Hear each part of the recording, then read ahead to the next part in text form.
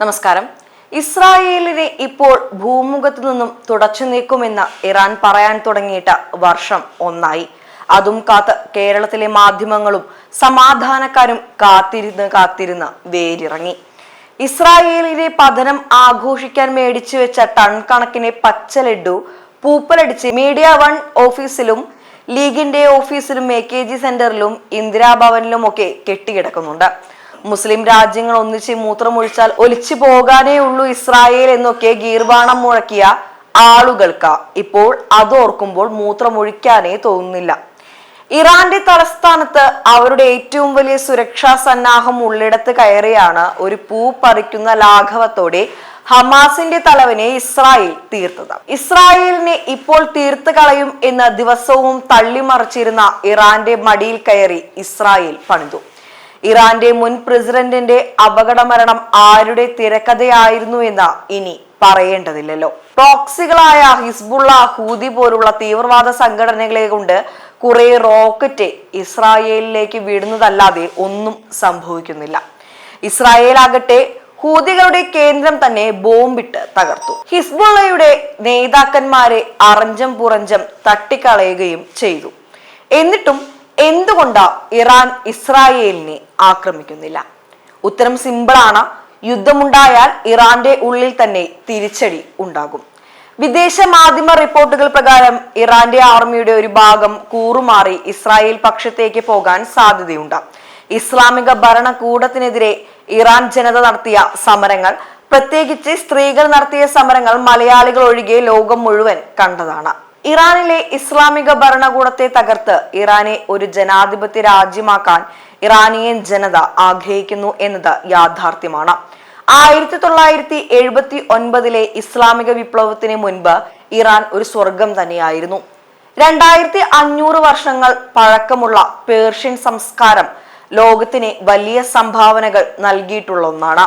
സ്ത്രീകൾക്കൊക്കെ എല്ലാവിധ സ്വാതന്ത്ര്യവും ഉണ്ടായിരുന്ന കാലത്ത് നിന്നാണ് ഇസ്ലാമിക വിപ്ലവം നടത്തി സ്ത്രീകളെ എല്ലാവരെയും കറുത്ത ചാക്കിൽ കയറ്റിയത്. യുദ്ധമുണ്ടായാൽ ഇസ്രായേൽ മാത്രമല്ല അമേരിക്കയും കയറിയടിക്കും. അമേരിക്കയുടെ ആക്രമണം കേന്ദ്രീകരിക്കുക ഗൾഫിലെ ഏതെങ്കിലും ഇസ്ലാമിക രാജ്യത്ത് നിന്നായിരിക്കും എന്നതാണ് രസകരമായ മറ്റൊരു കാര്യം. ഒരുപക്ഷെ സൗദി അറേബ്യ കൂടി ഇസ്രായേലിനും അമേരിക്കയ്ക്കും ഒപ്പം ചേർന്നാലും അത്ഭുതമില്ല. ഇസ്രായേൽ ആകട്ടെ പൂർണ്ണ യുദ്ധത്തിനുള്ള എല്ലാ തയ്യാറെടുപ്പുകളും നടത്തി കാത്തിരിക്കാൻ തുടങ്ങിയിട്ട് നാളുകളായി.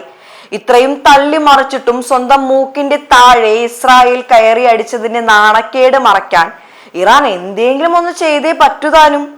ഒന്നുമില്ലെങ്കിൽ കേരളത്തിലെ മാധ്യമങ്ങളെയും സമാധാനക്കാരെയും എങ്കിലും തൃപ്തിപ്പെടുത്തണ്ടേ? ഖത്തർ ഇടപെടും, സൗദി ഇടപെടും, തുർക്കി ഇടപെടും, ഇറാൻ ഇറങ്ങിയാൽ ഇസ്രായേൽ അതോടെ തീരും എന്നൊക്കെ പറഞ്ഞു പരത്തുന്നവരുടെ അവസ്ഥ ഇറാൻ മനസ്സിലാക്കണം. അവരൊരു വർഷമായി കാത്തിരിക്കുകയാണ്. എന്തെങ്കിലും ചെയ്യൂ പ്ലീസ്. യുദ്ധം തുടങ്ങിയാൽ ഇറാൻ തോൽക്കും എന്ന് മാത്രമല്ല, ഇറാൻ ഒരു ജനാധിപത്യ രാജ്യമായി മാറും എന്നതാണ് ഇറാനിലെ ഇസ്ലാമിക ഭരണകൂടത്തിന്റെ ഏറ്റവും വലിയ പേടി. ഇസ്രായേൽ ഇറാനിൽ കയറി ലോകത്തിലെ ഏറ്റവും വലിയ തീവ്രവാദി നേതാവിനെ കൊന്നത് പോലും ഇറാനിനുള്ളിലെ പിന്തുണയോടുകൂടി തന്നെയാണ് എന്നതും ഏറെ പേടിപ്പിക്കുന്നുണ്ട്. ഇറാനിലെ ജനങ്ങൾ തന്നെ ഇറാനിലെ ഇസ്ലാമിക ഭരണകൂടത്തെ പുറത്താക്കുന്ന അവസ്ഥ ഒരു വശത്ത്. ഇത്രയും ബിൽഡപ്പ് കൊടുത്തിട്ട് എന്തെങ്കിലും ചെയ്തില്ലെങ്കിൽ അത് കൂടുതൽ നാണക്കേടുണ്ടാക്കും. പ്രത്യേകിച്ച് ഹമാസ് തലവനെ ഇറാനിൽ വെച്ച് ഇസ്രായേൽ തട്ടിയ സ്ഥിതിക്ക് ഇനിയിപ്പോൾ ആകെയുള്ളൊരു മാർഗം ഇസ്രായേലുമായി ഒരു രഹസ്യ കരാറിൽ ഒപ്പിടുക. അതായത് ഇറാൻ ഇസ്രായേലിലേക്ക് കുറച്ച് റോക്കറ്റുകൾ വിടും. അത് ഇസ്രായേൽ അവരുടെ അയൺ ഡോം വെച്ച് തകർത്തോളും. കുറെ റോക്കറ്റുകൾ ഇസ്രായേൽ മരുഭൂമിയിലും വീഴും. അതോടെ കേരളത്തിലെ മാധ്യമങ്ങളിലും തെരുവുകളിലും ആഘോഷം അങ്ങ് തുടങ്ങും.